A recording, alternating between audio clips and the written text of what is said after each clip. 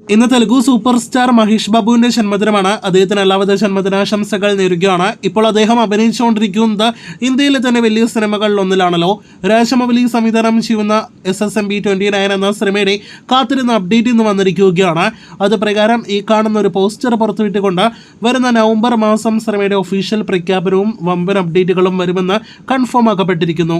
ഫഹദിന്റെ OKCK അഥവാ ഓടും കുതിര ചാടും കുതിര എന്ന സിനിമയുടെ ട്രെയിലർ ഓഗസ്റ്റ് 10 റിലീസാകുമെന്ന് നേരത്തെ തന്നെ പ്രേക്ഷകരെ അറിയിച്ചതാണ്.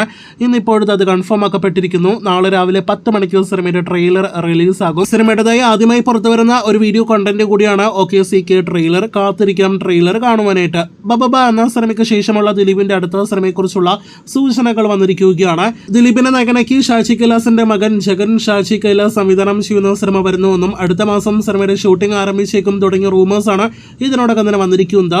ഇതിനിടയിൽ ജഗൻ സംവിധാനം ചെയ്യുന്ന ചിത്രത്തിന്റെ ഒരു കാസ്റ്റിംഗ് കോള് ദിലീപ് ഇന്ന് പങ്കുവച്ചിട്ടുണ്ട് എന്നത് ശ്രദ്ധേയമാണ്. കാത്തിരിക്കാം സിനിമയുടെ ഒഫീഷ്യൽ പ്രഖ്യാപനത്തിനായിട്ട്. നമ്മുടെ മലയാള സിനിമ കണ്ട എക്കാലത്തെയും ഏറ്റവും വലിയ താരവും ഇന്ത്യൻ സിനിമയിലെ ഏറ്റവും വലിയ താരങ്ങളിൽ ഒരാളാണല്ലോ ലാലേട്ടൻ. ഇപ്പോഴത്തെ ലാലേട്ടനെ തുടർച്ചയായിട്ട് ഗോകുലം മൂവീസ് അവരുടെ സിനിമകളിലേക്ക് കൊണ്ടുവരാനായിട്ട് ശ്രമം നടത്തുന്നു എന്നൊരു റിപ്പോർട്ടാണ് ഏറ്റവും അവസാനമായിട്ട് വന്നിരിക്കുന്നത്. ബബബ എന്ന സിനിമയിലെ കാമിക്ക് ശേഷം കത്തനാറിൽ കൊണ്ടുവരാനായിട്ട് മാക്സിമം ഗോകുലം ശ്രമിക്കുന്നുണ്ട്. എന്നാൽ ലാലേട്ടൻ ഒരു ഘട്ടത്തിൽ റിജക്റ്റ് ചെയ്തു എന്നൊക്കെ റൂമേഴ്സ് ഉണ്ടായിരുന്നു.